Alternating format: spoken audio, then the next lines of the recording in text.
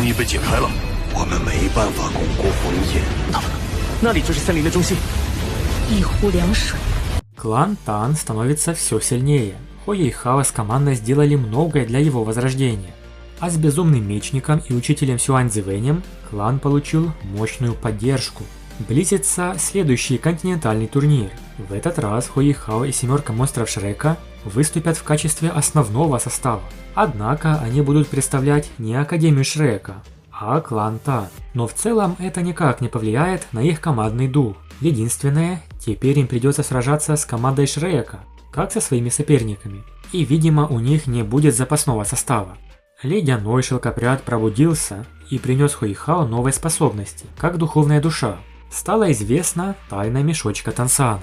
Держа на руках Вандунер, которая потеряла сознание, Хуэйхао сразу вспомнил о том мешочке. Поэтому он решает попробовать снять печать и открыть его. Однако это была печать, наложенная духовным сознанием Тансана, и Хуэйхао сам не мог ее снять. В конце концов вмешался ледяной шелкопряд и силой разрушил печать.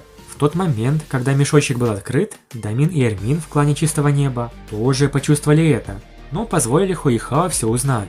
Это некий пранк от Тансана, однако с благородной целью – спасение Вандунер, или точнее, проверить истинность чувств Хуэйхао к Вандунер. Для этого нужно найти цветок, убитое горем алое сердце, испытание для влюбленных пар. Этот цветок выберет лишь того, кто имеет в сердце настоящую любовь. На карте показано то самое легендарное место в закатном лесу, озеро, а также источник льда и огня. Хуэйхао, естественно, не медлил и быстро собрался в путь, так как он думал, что Вандунер действительно угрожает смерть. Она не доживет до 20 лет. Хуэйхао даже не попрощался с Вандунер и никому ничего не сказал, а быстро помчался за цветком. Вместе с ним в путешествие отправилась Ван Цюэр. Они вдвоем выполняли это опасное задание. Эти испытания и трудности усилили их эмоциональные отношения, породив много романтических сцен. Закатный лес расположен в Империи Небесной Души. Поскольку Хуэйхао спешил и особо не раздумывал, он ворвался на территорию другого государства и пересек границу. Когда Хуэйхао летел над столицей, это сразу же привлекло внимание патрульных. Просто Ван Цюэр вторгся в воздушное пространство столицы другой империи. Стражники немедленно приняли меры и хотели арестовать Хуэйхао. Кстати, командиром была та самая Мусюэ, которую ранее встречали во время охоты на зверей.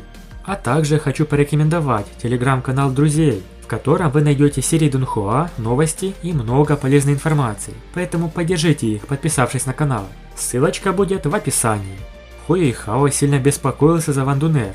Он не мог терять здесь время, поэтому просто прорвался сквозь оцепление. У Хуэйхао не было другого выбора, кроме как властно дать отпор на месте, используя свою ментальную силу, чтобы нанести серьезный ущерб патрулю. Однако, никакой опасности для жизни это не представляло, а лишь оттолкнуло их и сделало невозможным преследование.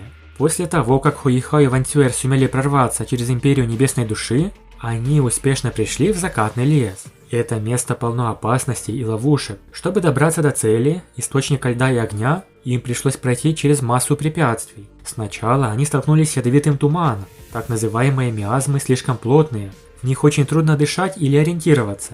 Эти яды способны повредить металл. Хуэйхао, взявшись за руки с Ван Цюэр, снова использовал слияние духов и механизмы защиты. Следуя подсказкам на карте из мешочка, Хуэйхао увидел море цветов. Нефритовые фосфорные цветы являются одними из самых ядовитых растений и могут превращаться в духовных зверей. Хуэйхао, чтобы узнать секрет, как справиться с этими ядовитыми растениями, встал на колени перед Ван Цюэр, потому что она не хотела рассказывать. Несмотря на свою гордость, Хуэйхао решился на это, ведь ради спасения Вандунер готов на все.